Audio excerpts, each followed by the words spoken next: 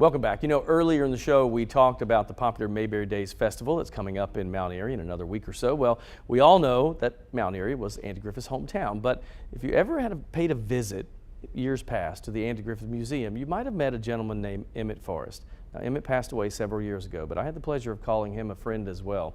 I spoke with his daughter, Terri Champney, about her dad and Andy Griffith's special connection. My dad's connection and Andy, they grew up together, went to high school together, elementary through high school together, and remained friends for life. The last time Andy came to Mount Airy was for my mom's funeral, and that just showed the friendship that carried on for life. And it truly did. Terri also shared a story that I had never heard before. This is one of her favorite stories about her father and Andy's relationship, and he said that was a friendship that her dad protected and cherished.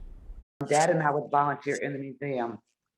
Andy had sent a letter to my dad about the matlock suit, and it describes the suit.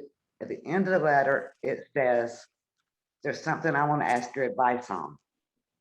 So when Daddy and I would volunteer, Daddy would say, "Oh, do you have any questions to the fans?" And you would think it'd be, "Well, how did you get the matlock suit?" or "How did you get the sheriff's star?" And the question was, "I want to ask you, what did Andy want your advice on?" And my dad would just smile real big and he said, "I'll never tell." And he never told. That's the definition of friendship.